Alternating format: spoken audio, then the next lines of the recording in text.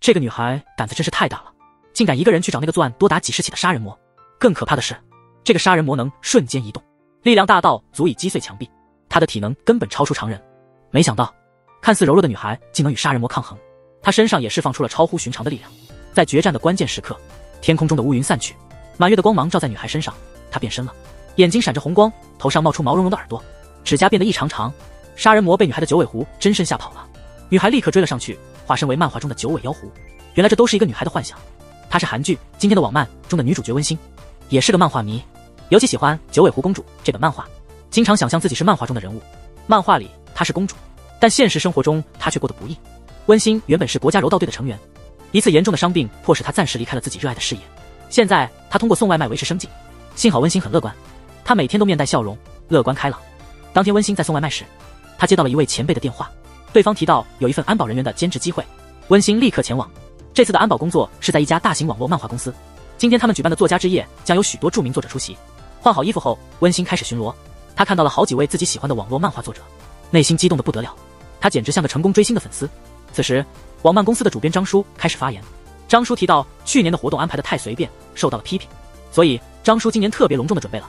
回顾过去，展望未来，张叔激情演讲之后，终于进入了令人激动的颁奖环节。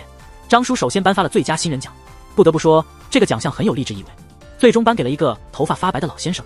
老人家从传统行业成功转型到新行业，获得了认可，他内心非常高兴，大家热烈鼓掌，纷纷向他表示祝贺。颁奖结束后，一些人跑来要求合影，老白适应不了年轻人那种躁动的玩闹，拿完奖就起身离开了。这时，主编张叔追了出去，他其实挺担心自己给这位传统行业的老前辈颁发新人奖，对方可能会很不高兴，但老白倒没什么顾虑，反而因为自己迎来第二春而非常高兴。活动现场气氛其乐融融。另一边，作家之夜迎来了一个热血沸腾的环节，台上女团劲歌热舞，台下作家们两眼通红。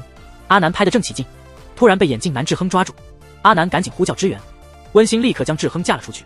结果志亨拿出工作证后，温馨傻眼了，对方竟然是网漫公司的副主编。好在志亨只是抱怨了2句，没有和温馨计较。之后志亨再次把阿南抓了出来，原来阿南今天为了看女团，没有更新就跑了出来，催稿对编辑和作者来说都是噩梦。志亨再怎么说服阿南也没用。一旁的温馨得知阿南就是九尾狐公主的作者，立刻上前要了一波签名，来自女孩的赞美更是效果加倍。阿南感受到了自己被需要的滋味，高兴的屁颠屁颠的回去更新了。志亨松了一口气，对温馨非常感激。接着温馨又帮了志亨一个大忙，一个网红闯入作家之夜现场，还把镜头对准了不喜欢抛头露面的女作家蒲美，各种搂搂抱抱。温馨好言相劝无果，直接使出自己的柔道技能，狠狠教训了对方，抢来了网红拍到蒲美的手机。事后蒲美让志亨帮忙向温馨转达谢意。志亨想到温馨很喜欢看漫画，于是提议送温馨一本蒲美的签名漫画。温馨高兴坏了，接过志亨的名片，打算一回家就把自己的住址给对方发过去。活动结束后，温馨美滋滋的回家了，特别喜欢温馨那种摇头晃脑的样子，即使伤病让他远离了热爱的事业，他仍然保持乐观，身上充满正能量。看到他的样子，让人感到非常治愈。到家楼下后，温馨看到楼上的灯还亮着，他立刻停下脚步，决定等家人睡了再进去。使温馨离开的并不是自己的伤病，而是他不小心严重伤害了对手。对手教练那充满仇恨的眼神给温馨留下深刻的阴影。偏偏温馨的老爸还是一个柔道教练，他一直希望他能尽快回到赛场。为了避开父亲，温馨才会每天早出晚归。与此同时，老天也为温馨送来了一次绝佳的机会，他最喜欢的网漫公司即将开始下半年的招聘。温馨对网漫的喜爱堪比对柔道的热爱，他那天晚上就决定投递简历，开启自己的新生活。第二天，好运继续降临在温馨身上，他在送外卖的间隙收到了简历初审通过的消息，兴奋的大叫一声，吓了旁边的人一跳。回到家中，温馨在挂满柔道奖牌的卧室里选了一套面试服装，准备在另一个领域书写自己的传奇。接下来的一幕非常震撼。面试时，为了证明自己有体力加班，他直接开始做起了俯卧撑，让面试官和其他应聘者都目瞪口呆。大家开始默默为他数着俯卧撑的次数，心里暗暗为他加油。就这样，他通过了这一轮面试，只剩最后一轮面试就能成功入职他心爱的公司。转眼间来到了最终面试的日子，面试官之一的张叔在买咖啡时向志亨抱怨现在的年轻人都不爱做运动，聊起竞技，大家只知道游戏。聊着聊着，张叔在电梯口遇到了温馨，他看到温馨因长期训练而形成的角字儿，判断他以前是练柔道或摔跤的。他发信息给旁边的志亨，打赌温馨以前练的是什么。志亨已经和温馨打过交道，直接猜他练的是柔道。出了电梯后，张叔想上前确认答案，尝试抓温馨的包时，温馨职业习惯发作，直接一个过肩摔。这下张叔不用问也知道了温馨练的是什么。幸好张叔因为温馨喜欢运动，对他印象不错，并未计较。志亨得知温馨是来面试的，让他猜一个硬币的正反面，送他一个他猜对的硬币，祝他面试顺利。温馨的面试开局可以说是波折重重，面试过程更是紧张刺激。温馨遇到了一个强劲的对手，名叫俊英，他从企业发展、数据分析等方面进行了详尽的阐述。温馨只能从更温馨的话题入手，回想起自己养伤期间是靠网漫公司的作品度日的，他也希望加入这个团队，和大家一起带来快乐。温馨提到他在网漫公司被收购前就已经是他们网站的忠实粉丝，听得老张越听越是喜欢，心花怒放。面试中，熊大向温馨提及了黑客增长，温馨对这个术语完全陌生，他误以为黑客增长涉及使用黑客手段，他鼓起勇气说，他愿意为了公司去学习相关的技术。温馨这番话一出，之前一直支持他的张叔也沉默了，现场一时异常尴尬。后来公司举行了一次全员大会，网络漫画在公司众多业务中排名垫底，业务表现最差，负责这部分业务的张叔压力巨大，他因此申请了额外的员工名额。最终俊英和温馨都成了张叔的手下。温馨接到通知电话时高兴极了，他高兴得几乎跳了起来，家里因他的喜悦氛围全面提升。终于到了正式上班的那一天，俊英显得无精打采，他提前打听到网漫业务在公司内部处境十分艰难，温馨与俊英形成鲜明对比，他因投身心爱的事业而精神焕发。午餐时他吃了额外的27碗。温馨从前辈那里了解到他们的主要工作，那就是确保漫画作者按时更新，否则会导致广告商投诉和客户流失，这可能迅速引发严重后果，普通人可能会感到压力山大。但温馨曾是国际赛事的选手，他的脸上始终挂着标志性的微笑。他跟着志亨一起拜访了多位作者，他们首先拜访了老白。老白多年来一直保持提前交稿，他人也非常好相处，但是他的助手并未继承这种工匠精神，有助手因个人作品入选竞赛考虑离职，这让他的工作态度变得非常敷衍。一场大麻烦正向老白逼近，老白本人却浑然不知，和温馨聊得很开心。温馨还承诺会留下长评论支持老白。离开后，志亨提醒温馨不应该这样做，网络评论中的负面情绪很重，以前都是编辑筛选一些较好的评论给老白看，如果老白亲自去看可能会受到伤害。之后他们又去拜访了阿南，阿南真是个特别的人，家里有这样一位顶尖的女网红还不够，他之前还因为跑去看女团演出而断更。日常维护完毕后，当晚志亨的预言不幸应验，老白看到了许多评论中点赞较多的恶评，老人家颤抖着，眼神中满是不敢置信。很快张叔接到了老白打来的电话，他说要收回所有漫画原稿并停止合作。张叔一头雾水，急忙召集所有同事回到公司，他质问志亨今天上门拜访时都说了些什么。此时温馨的脸上满是惊慌，温馨和志亨连夜去找老白，可惜老白根本不愿见他们，这让温馨感到非常自责。最近老白漫画的评论区充满了恶意，很多人对老白进行了无情的抨击，可之前温馨并不知道评论区的状况，他还建议老白多去看看评论。温馨非常担心老白是因为那些恶评受到打击，志亨只好安慰他不必太过担心，目前还不清楚具体是什么情况。就这样，温馨他们在车里守候了一整夜。第二天，他们找到了老白的助手小四，从他那里得知了一个重要消息，老白的另一名助手小二因为自己的独立作品与平台签约，决定离开老白自己单干。老白的关心被小二误解为挑剔，小二对老白大发雷霆，他说老白的评论区满是恶评，老白不自知自己的实力，还在这里耍老资格。这次冲突给老白带来了巨大的打击。听到这些后，大家立刻意识到老白后来可能又去看了评论，遭遇了第二次攻击。此时的老白深陷沮丧之中，他原本希望通过漫画作品传达自己的一些思考和观点，结果却被网上的读者和身边的助手理解为过于教条的说教。和老白一样沮丧的还有漫画公司的主编张叔，他脑海中不断回想公司被收购以及某次葬礼上的场景。这次老白的事让他不由自主地回想起过去，他决定晚些时候再公布老白停更的消息。目前先对外宣称老白只是临时停更，背叛老白的小二此刻正暗自窃喜，正是他将网友们的恶评截图发给了老白，这些截图成了压垮骆驼的最后一根稻草。小二和一些志同道合的朋友在夸耀自己的行为，自称这是为了给后来者铲除障碍。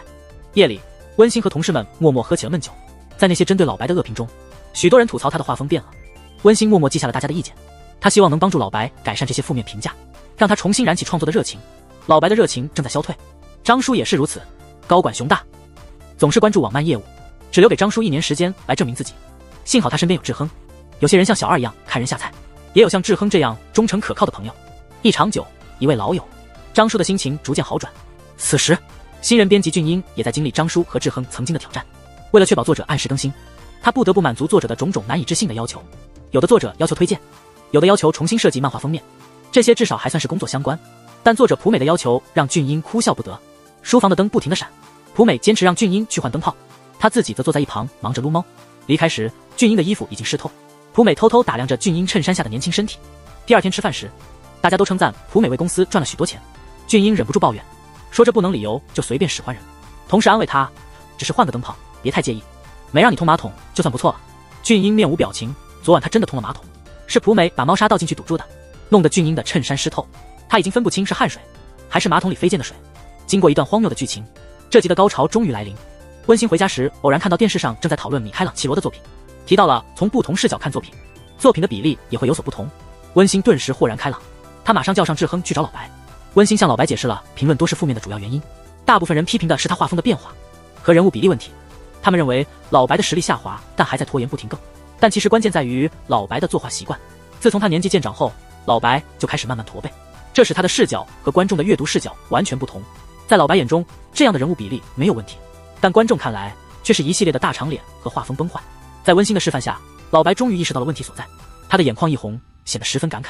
创作是他毕生热爱的事业，老白当然也不愿意恶评结束自己的职业生涯。这时，老白以前的助手们也都纷纷回归，他们现在都已经小有成就。为了帮助他们的恩师重新振作，他们纷纷回来帮助老白度过这个困难的调整期。曾因小二觉得自己一事无成，现在看到这些弟子抛下手头工作来帮忙，老白心中满是感激和自豪。到了这个时候，老白已经没有拒绝帮助的理由，他接受了大家的建议，决定继续更新作品。第二天，温馨在公交车上听到学生们因为老白恢复更新而欢呼跃跃，他的心情也随之变好。传播快乐是他选择这份工作的核心理由。老白也看到了评论区里的许多正面评价，这些支持让他感到非常温暖。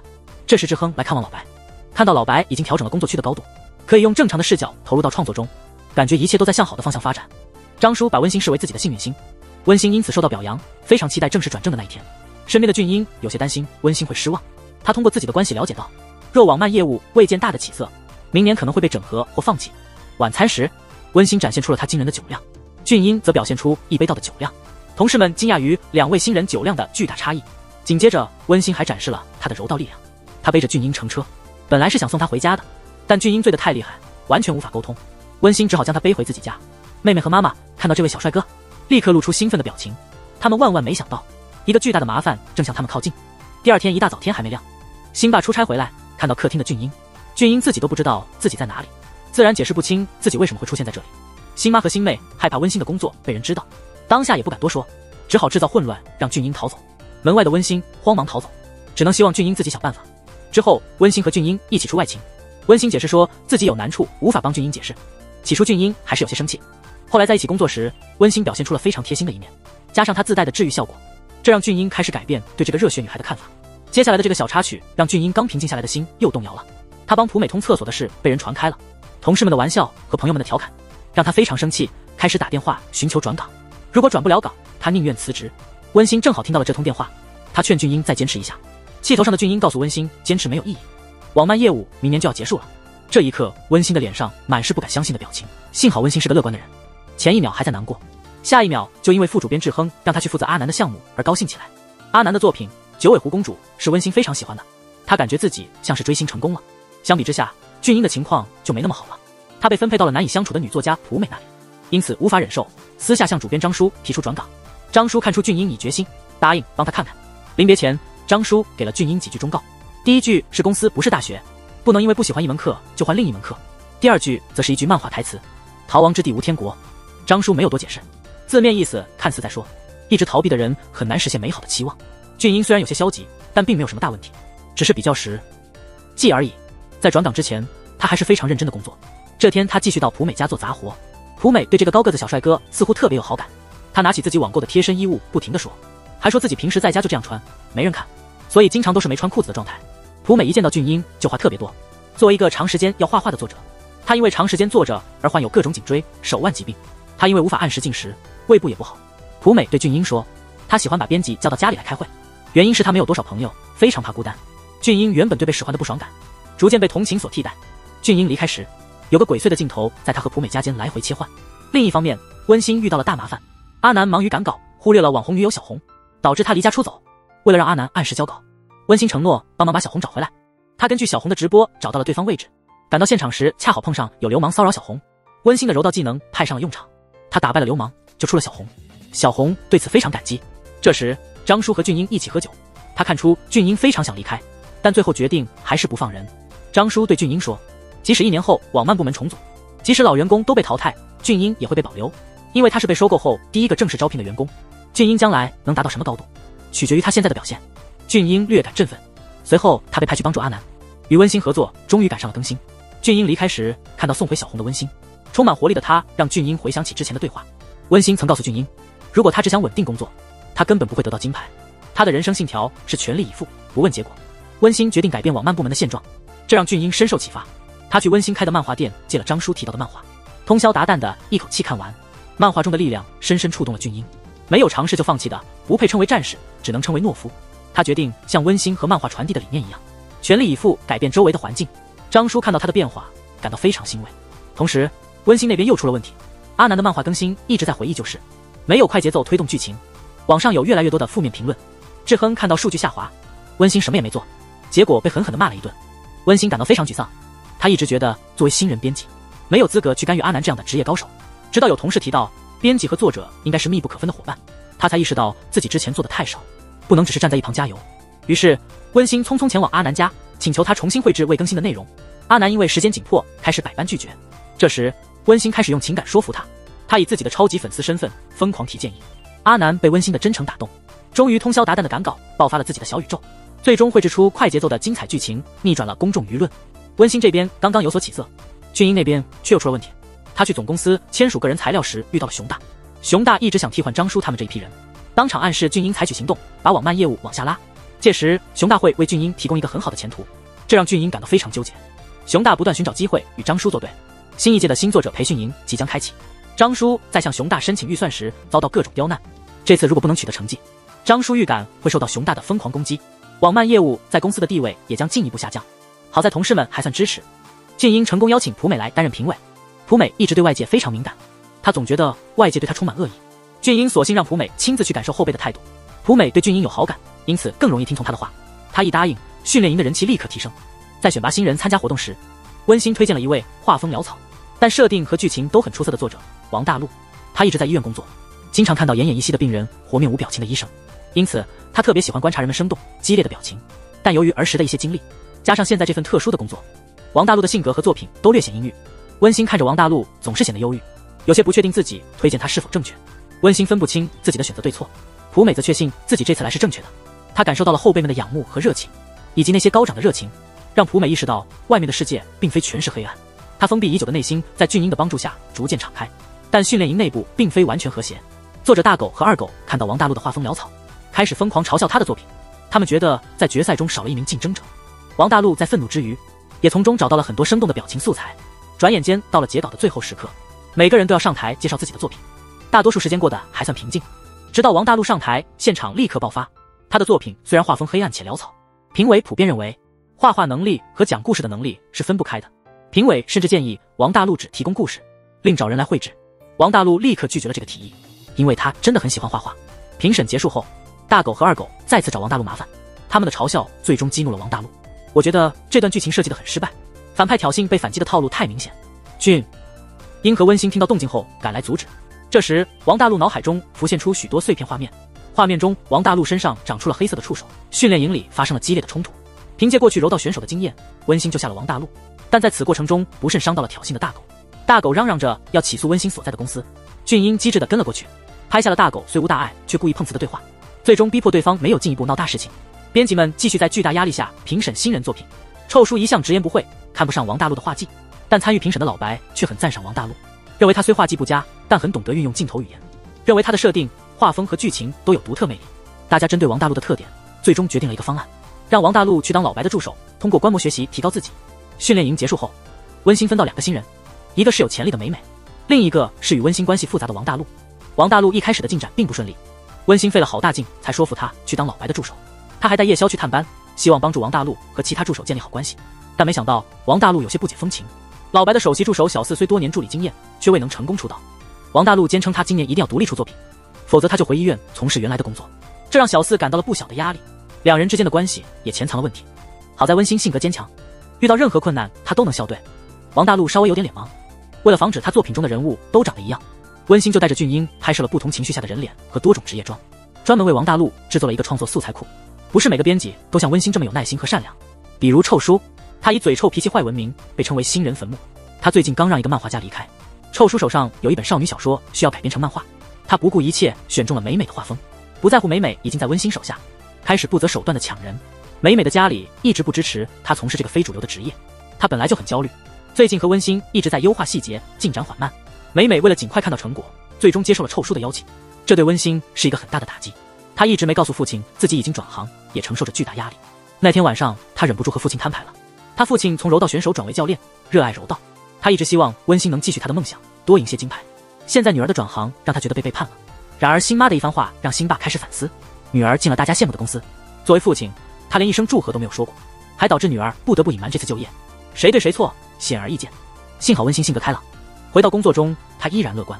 正是这种性格让他很受欢迎，即便被臭叔抢走了美美，美美还主动请温馨吃饭。温馨得知美美在臭叔那里的作品都是一次通过，他开始反思自己是不是因为能力不足拖累了美美。这时臭叔给美美打了个电话，美美负责的漫画是根据小说改编的，相关的电视剧也在同步开发。电视剧刚定下一位长发女星做女主，为了配合宣传，美美画的短发女主必须全部重画，截稿日期还是原定的。美美听后大吃一惊，不管美美怎么请求，臭叔都不肯改变决定。最后他不耐烦地挂了电话，美美没心思吃饭，只能急忙回去准备通宵加班。这件事让温馨感触很深，他在和负责的作者阿南聊天时，忍不住抱怨了臭叔几句。别看阿南看起来呆呆的，实际上他对职场理论头头是道。他提醒温馨，吐槽作者和编辑行为是禁忌，但因为臭叔确实名声不好。下一秒阿南又改口了，开始感叹臭叔那坟墓的绰号。温馨听后心里一惊，不由得更加担心美美了。第二天温馨开会时心神不宁，俊英和志亨都注意到了。会后俊英立刻找温馨询问他的烦恼，并指出他对作者的过度投入容易导致情绪波动。虽然臭叔脾气差，被称为新人坟墓，但他也曾带出过著名的编辑蒲美。拿着咖啡来找温馨的志亨远远看到他们，默默离开了。夜晚，王大陆那边发生了一段引人深思的情节。他偶然看到了小四策划的漫画，一向直言不讳的王大陆赞扬了小四。这次的对话让小四非常受触动。王大陆一直认为小四很有才华，但小四总是因自卑而喜欢说自我贬低的话来降低期望。王大陆的爷爷当年生病严重，可能是不想拖累孙子，开始说自己活够了，结果第二天就去世了。因此王大陆始终认为说坏话会成真，这就是语言的力量。正如王大陆所说，语言的力量非常大。美美因为臭叔的紧急要求赶稿累得要命，遇到分镜问题联系不上臭叔，只好找温馨。温馨几句话就让脸色苍白的美美稍有恢复。第二天俊英那边差点出事，他最终决定与熊大合作，按照对方的指示偷偷把漫画业务的一些数据和会议记录发给对方，结果将内部数据发送到外部邮箱，触发了公司资料安全部门的警报。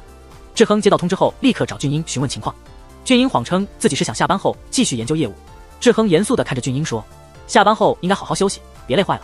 看起来志亨并未多想，俊英暂时逃过一劫。夜里俊英和温馨去蒲美家送需要签名的漫画书，偶然听说蒲美订购的空气清新机已经发货，但他回家时并未看到包裹，后来报失后才收到了一台新的，大家都没当回事。实际上这是一个暗中关注蒲美地神秘人所做的小动作。此时蒲美家的监控摄像头悄悄被操控转动，看起来像是被某人远程控制了。俊英和温馨加班后离开时，温馨就吓了差点被电动摩托撞到的俊英。俊英一时间心跳加速，脸红耳热。他对温馨的心动已不是第一次，只是直爽的温馨完全没注意到。第二天温馨去探望美美时发现她晕倒了，立即将美美送往医院。美美醒来后坚持要回去继续工作，温馨气愤地在随后的会议中与臭叔大吵一架。臭叔坚称自己只是按合同行事，温馨认为臭叔在压榨作者，把这些年轻人当作消耗品对待。最后还是张叔出面调解，暂时平息了争吵。会后情绪复杂的志亨邀请温馨和俊英一起去喝酒，他首次深入谈论臭叔的过去。臭叔曾和温馨一样对作者充满热情，不幸的是后来公司被收购，业务中断，负责这件事的正是他的前同事熊大。臭叔负责的作品被迫停止更新，许多作者因此大骂臭叔。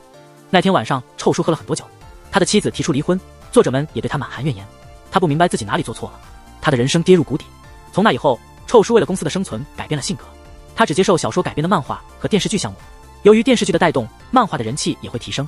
臭叔专挑价廉的新人作为这类改编项目的画师，臭叔手下的几部漫画成为公司最赚钱的项目，臭叔几乎独自承担了公司超过一半的收入。正是因为他的角色减轻了其他人的收入压力，这样像温馨这样的编辑就能减少盈利的压力，有更多时间与作者交流。温馨听着志亨的讲述，心中百感交集。第二天，臭叔邀请美美在当前项目结束后再合作一部漫画，苍白的美美坚决拒绝了臭叔的邀请。对许多小说和漫画创作者来说，他们最初从事这个行业并非为了名利，许多人是因为热爱才选择了这条不易的路。美美不适应臭叔的合作方式，结果虽重要，但当人变成了工具，这已背离了美美最初的意愿。美美告诉臭叔，她会出于责任感完成手头的这部漫画，但之后他们的合作也将画上句号。谈话结束，臭叔显得心情沉重。张叔察觉到他情绪不佳，当众对臭叔表示感谢，因为他扮演了坏人的角色。本应是张叔这个老大背负赚钱的压力，现在这些压力全都落在了臭叔身上，还要承受别人的误解和指责。张叔感到非常抱歉。这突如其来的感谢让臭叔感到有些措手不及。远处的温馨目睹了这一幕，他努力消化着最近得到的各种信息，他的情绪复杂到了极点。镜头切换到做了10年助手的小四，他正在和老朋友喝酒聊天。不是每个人都能拥有主角光环，小四已经做了10年的助手，许多同时期的朋友都已换行。坚持下来的小四在业余时间创作和投稿，可惜他的作品总是未能通过最终审核。朋友们都在赞扬他的坚持，但小四只感受到苦涩。没有天赋的坚持有时比及时放弃更可怕。夜里回到老白住处，小四照例检查自己的投稿结果，遗憾的是获奖作品中仍没有他的名字。失落的小四无意间看到了王大陆电脑屏幕上的内容，这位新人的画技还不够成熟，但其剧情设计和意境渲染却非常打动人。小四被王大陆的那种黑暗风格的构思吓了一跳。第二天，小四请了假。王大陆来到工作时，发现自己的分镜稿不见了，这件事也引起了温馨的注意。幸好王大陆之前发给温馨的稿件，温馨都有备份，只需重画最新的部分即可。老白见状，立即出面平息事态。那晚，老白把小四叫出来喝酒，他已经猜到是小四造成的麻烦，所以平时勤勉的小四今天才会突然请假。小四承认自己因为受到刺激而做了错事，一边是坚持10年却无成果的自己，一边是虽然画技不佳但已展现天赋的新人。小四不禁感到沮丧。老白劝他要正视自己，可越是正视，小四越觉得自己无能。第二天，助手们的对话再次触动了小四。王大陆说漫画是他的一切，如果不画漫画，他就觉得生活毫无意义。那时小四在心里默默地想，或许只有像大陆这样的人才配得上漫画之神的青睐。小四决定放弃漫画，回归更适合自己的生活。温馨带着修改意见来时显得非常不舍，但他却没有说出任何挽留的话。小四已经坚持绘画10年了，他对漫画的爱显而易见。温馨坚信小四的离开是经过深思熟虑的。回到家后，他紧紧抱住了妈妈。在这一刻，温馨终于能理解父亲看到他转行时的激动。父亲的强烈情绪中不仅有愤怒，还有遗憾。小四终于决定离开。临别时，他把这些年用过的画画工具都送给了王大陆，对于分镜的事情也表达了珍重。让小四感到欣慰的是，王大陆竟然是唯一一个理解他漫画主题的人，这让小四没有任何遗憾了。他坐上回老家的车，一边笑一边哭了起来。编辑部不仅有故事，晚上还发生了意外。志亨和温馨去喝酒，志亨偶然看到前女友和阿南在吃饭，前女友现在在竞争对手公司工作。志亨立刻意识到对方是在挖角，他没表。陆声色带着温馨悄悄离开，同时朴美洗完澡发现家里的摄像头竟然跟着他转动，他立刻意识到摄像头被人动了手脚，尖叫起来。成熟的数码宝贝俊英应朴美的召唤赶来，他把家里所有摄像头都贴了起来，这让那个神秘监视者十分不满。幸运的是，不全是坏消息，阿南依靠九尾狐公主成功反击，连载了5年多，已经产生了深厚的感情，加上最近温馨和志亨轮流与他交心，阿南最终决定在保持九尾狐公主连载的同时，开启一部新作的连载。志亨和西星终于松了一口气，网站的一部重要收入来源得以保留。朴美也像阿南一样受到了挖角，不过好消息是她已经被俊英迷住了，看起来她不会轻易离开。朴美不知道的是，俊英已经悄悄喜欢上了开朗的温馨，高冷的精英男正对活泼的女孩暗生情愫。不只是朴美没有察觉到俊英的心思，大大咧咧的温馨也没有意识到。目前他正忙于确保王大陆的作品能顺利连载。此时王大陆又出了问题，他不擅长画人物，于是暗中观察一个和主角相似的女性，结果被误认为变态，挨了一顿打并被关进了派出所。温馨赶去将王大陆从派出所救出，责怪他不应该让本应传播快乐的漫画最终变成让人头疼的问题。王大陆非常紧张，反复请求温馨不要放弃他，甚至说出了你就是我的救星这样的话。黑暗的童年让王大陆从未感受过温暖，温馨成了王大陆生命中的第一缕阳光。看着这个问题重重的男孩，温馨感到头痛。同时又发生了一件大事，亨宝背后的老板金姐主动联系志亨，用升职加薪的优厚条件诱惑他跳槽。对漫画编辑部来说真是麻烦连连啊。主编张叔也承受着扭转业绩的压力，他带着温馨和俊英去拜访早年成名的漫画家老马。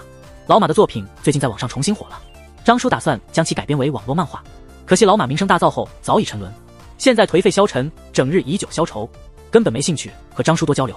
离开时，温馨给了老马的女儿小马一张名片，告诉他有事随时可以找他。温馨不仅是想通过亲情来接近，还因为看到小马一个人承担家庭重担，觉得不容易。从事艺术的人很容易生活混乱，温馨担心王大陆将来也变成另一个老马，因此当晚他请王大陆吃饭，反复叮嘱他要好好休息，好好吃饭，人比漫画更重要。在温馨的影响下，王大陆渐渐有了人情世故的气息。第二天，小马在便利店兼职时被人偷拍，他害怕吃亏，就联系了温馨。温馨内心温柔如姐姐，对外则是无所畏惧的人物，帮小马严厉对付了那位无良顾客。温馨和小马的关系迅速发展。小马在妈妈去世、爸爸沉迷赌博后，久违地感受到了被关心的温暖。那天晚上，王大陆的作品终于上线，带着满怀期待，温馨在评论区看到了一片好评。他打电话祝贺王大陆时，听到了电话那头他喜极而泣的声音，这让温馨更加确信自己选择了正确的职业。他喜欢这份能给观众带来快乐、给作者带来成就感的工作。画面突然转变，故事聚焦到神秘的俊英，他去祭拜已故的姐姐英子。今天是英子的生日，每到这一天，俊英都特别怀念那个热爱漫画的姐姐。晚上，俊英似乎被命运驱使，来到温馨开的漫画咖啡屋。温馨煮的泡面温暖了俊英的胃和心。俊英听着温馨头疼老马的签约问题，随口提议让小马来这里看看老马的作品，说不定女儿受到作品的影响，能回去说服老爸。温馨一听，立刻眼前一亮，第二天就照做了，结果真的奏效了。温馨送小马回家后，小马看到了老爸画的妇女主题的温馨漫画。离开时，温馨遇到了买酒归来的老马。温馨的一句话让消沉的老马酒醒了大半。在漫画家这个身份之前，老马还是一个父亲，漫画是他的创作，女儿小马同样是他非常重要的作品。思绪混乱的老马回家后，被小马狠狠训斥了一顿。老马看到了一个渴望老爸振作的女儿，这一刻他终于彻底清醒。就这样振作起来的老马赶去和张叔签约，特别感谢让他醒悟的温馨。经历这次风波后，温馨开始理解守护一个家的不易。他请俊英帮忙挑选了香水，然后马上去送给了想要和解的辛爸。可对辛爸来说，苦心培养多年的女儿突然转行让他很受伤，难以轻易接受这个事实。他没收香水，气呼呼地走了。事情还没结束，接着传出志亨即将跳槽的消息。温馨很不舍那位带他进入网漫行业的师傅。俊英的情况也不太好，一方面要应对熊大经常索要编辑部密文的压力，另一方面又遭到了舅舅的攻击。这个贪财的舅舅拿走了俊英父母的保险金，口口声声说是出于好心把俊英姐弟拉扯大，实际上一直将他们视为摇钱树。英子去世后，这个舅舅又将目光转向了俊英。暴怒的俊英和舅舅在小吃店大吵一场后走了出来。这时路过的张叔和俊英打了个招呼，舅舅追出来质问俊英怎么会认识张叔，还告诉他是张叔害死了英子。俊英看着已走远的张叔，脸上满是不敢相信。夜里，在为志亨准备的送别宴上，温馨哭得梨花带雨。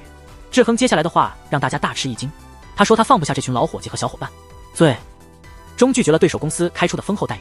一瞬间，大家的士气大振，唯独因为姐姐的事，俊英面色阴沉。晚饭间隙，志亨出来给金姐打电话，推荐前任亨宝当主编，他终于解决了心中的一块大石。挂完电话后，志亨遇到了前来找他的俊英，对方拿着俩人的合照，问志亨认不认识照片里的女孩。志亨面露惊异，反问俊英怎么会知道英子。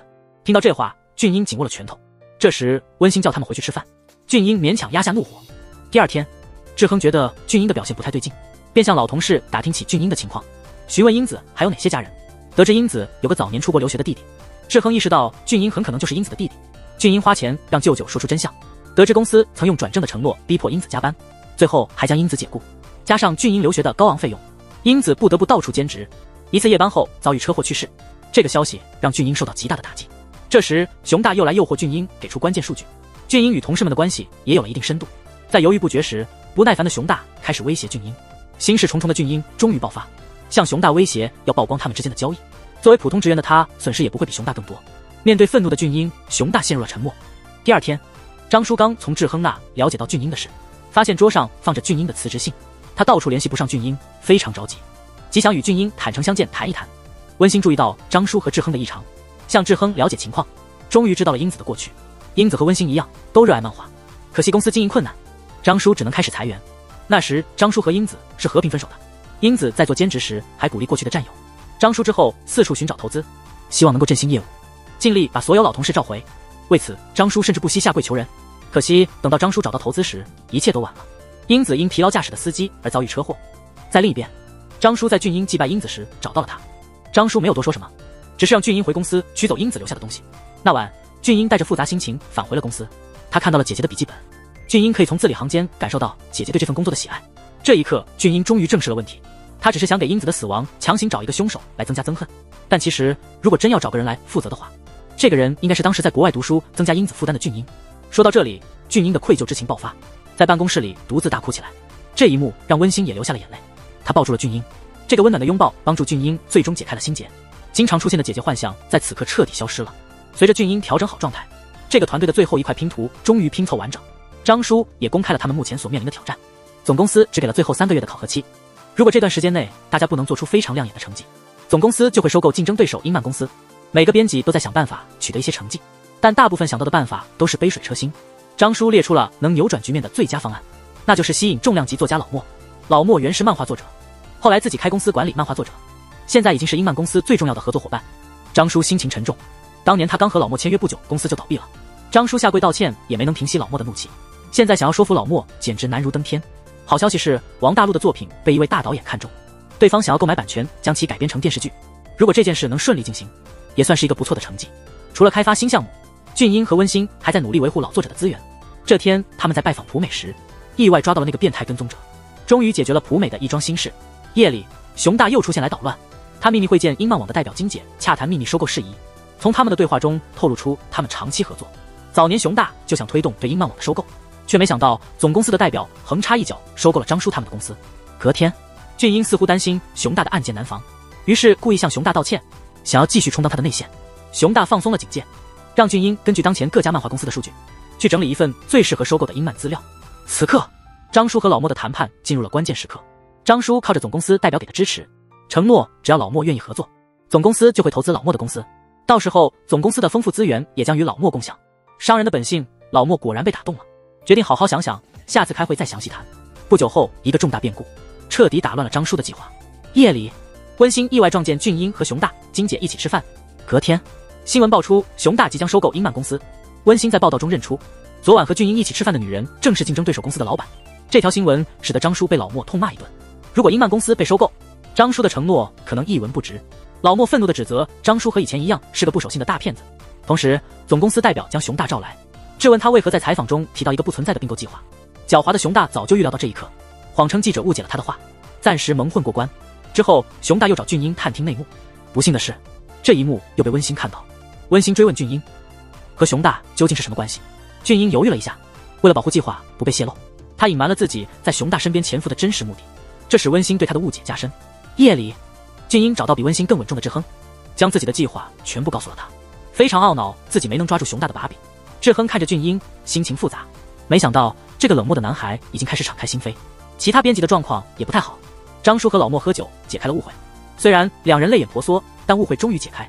但现在老莫已经是一家公司的老板，他还是以公司利益为重，最终婉拒了和张叔他们合作的提议。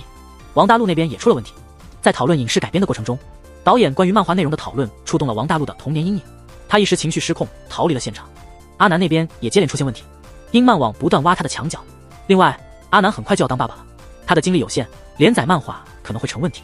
接二连三的不幸，另一位核心作者老白的手出了问题，检查后医生说需要手术，这意味着他得经历漫长的恢复期，但总有办法解决问题。这些编辑像特种兵一样，无论运气还是实力，心态都非常坚强。志亨首先提醒俊英去和温馨解释误会。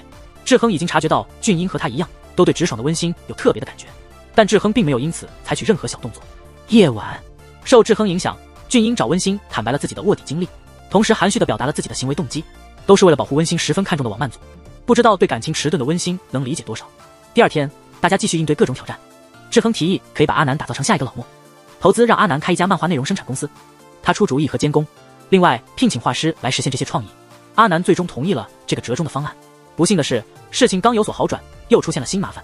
王大陆那个造成他巨大心理阴影的母亲王婆，在儿子成名后找到了温馨他们。温馨很清楚王婆对王大陆伤害有多深，他拒绝透露王大陆的住址，气得王婆大发雷霆后离开。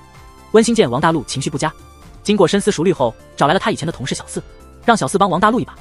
可惜王大陆近期情绪波动大，创作受到影响，持续无法绘制作品。此时王婆又来敲门，这极大的刺激了王大陆，他的情绪彻底崩溃。后来温馨和王婆私下谈了一次，从王婆那里听到了一些意想不到的往事。温馨还没来得及处理王大陆的母子关系，又发生了新的意外。之前因为脸盲不擅长画人的王大陆，暗中观察一位和主角很像的女孩以寻找灵感，结果被女孩的男友误认为变态而被打了一顿。没想到这么久后，这个打人者又出来炒作这次事件，诬陷王大陆是个性格扭曲的变态。就在这时，温馨的妹妹欣妹站了出来，她还有一个不为人知的身份，她其实是一名不露面的网红，凭借独到的观点而走红。这次为了帮姐姐，她冒着掉粉的风险，号召大家提供线索，帮助王大陆证明清白。在欣妹的帮助下，很快就有人提供了王大陆被打的照片，这让打人者坐不住了。他不但面临网络暴力，还要承担法律责任。这个打人者哭着向温馨求情，说他爆料也是受到别人的怂恿。这时候熊大看到舆论的逆转，甚至公司的法务部门也介入了，顿时焦头烂额。解决了一个问题后，温馨开始全力解决下一个问题。他把王婆的情况告诉了王大陆。早年王婆一个人抚养王大陆非常艰难，白天她出去工作，孩子只能留在家里。结果王大陆太小，不小心引发了一场火灾，王婆冒着生命危险救出了儿子。从那以后，王婆担心儿子再次引火，所以她把王大陆绑起来，远离火源。可能是当时的刺激太大，王大陆才忘记了这段记忆。如今王婆患上了失智症，她想在彻底忘记儿子前再见他一面，所以这次才坚持要和王大陆谈谈。没想到母子俩的关系越来越僵。知道真相后，王大陆像疯了一样冲出门，他最终在王婆离家前截住了她。母子俩化解前嫌，终于头碰头靠在了一起。王大陆的问题接连得到了解决。接下来就是清算时刻，张叔向公司代表汇报了王大陆被诬陷的事，并特别指出其中有人在背后捣鬼。代表的目光不经意间瞄向了紧张的熊大。30年河东，30年河西，现在轮到张叔崛起。在后来的公司大会上，他汇报了近期的业绩。王大陆的漫画正在被改编为影视作品，投资阿南开设了一家美容公司，志亨和阿南一内一外共同经营。一系列举措让公司高层重新看待网漫组。现场唯一不安的是坐立不安的熊大。网漫组终于不用担心短期内被解散的问题。温馨在这兴旺的氛围中正式成为编辑，从柔道选手转为漫画编辑。他在这次跨界挑战中终获权威认可。善有善报，恶有恶报，天道好轮回。有人举报熊大进行贪污腐败，他遭到了严厉的内部调查。熊大也是个硬角色，和英漫网搅和了这么久，各种权钱交易，竟然还有胆子跑到代表那里辩解。结果代表已经决定让熊大自己辞职。代表之所以这么果断，是因为举报人俊英提供了确凿的证据，这是他保护网漫组的方式。正当一切逐渐好转时，一个坏消息传来，老白为了治疗长期的病痛接受了手术，但手术后迟迟未能醒来。大家一边担心老爷子的情况，一边继续努力工作。网漫业务现在正处于关键时刻，在这种情况下，阿俊感到更加焦虑。除了以上问题，他还在犹豫是否向温馨表白。朴美察觉了阿俊的心意，便半开玩笑地对阿俊说，如果阿俊不快点表白，他就要先行了。顿时一股暧昧气氛弥漫开来。阿俊迟疑地问道，难道作家你也喜欢温馨编辑吗？朴美被这个钢铁直男弄得哭笑不得，只好拿出网络上的告白教程，准备好好帮助自己的心上人追求幸福。故事接近尾声，每个人都迎来了更好的结局。温馨找到了当初他误伤的对手，那人也是他的好友，一报泯恩仇，他们各自释放了心中的结。老白在昏迷多日后终于苏醒，他的恢复情况非常好，不久后便能重新开始创作。星妹将自己的频道发展得更大更强，常邀请知名网漫作者参与直播。王大陆也加入了进来，他开朗的性格和精心设计的发型，使他整个人看起来更帅气。据说已经有人用《我的少女时代》这个剧名邀请他拍电影。因为网漫业务的蓬勃发展，张叔将带领大家搬到核心办公区，努力中有回报，他们的爱好最终成为公司的核心业务之一。在最终的结局中，拖拖拉拉的阿俊终于向温馨表白，现在的温馨还没给出答案。好在他们俩都还年轻，温馨有足够的时间去思考，阿俊也有耐心等待。爱情很美好，但人生不仅仅是爱情，梦想、友情每一样都无比伟大。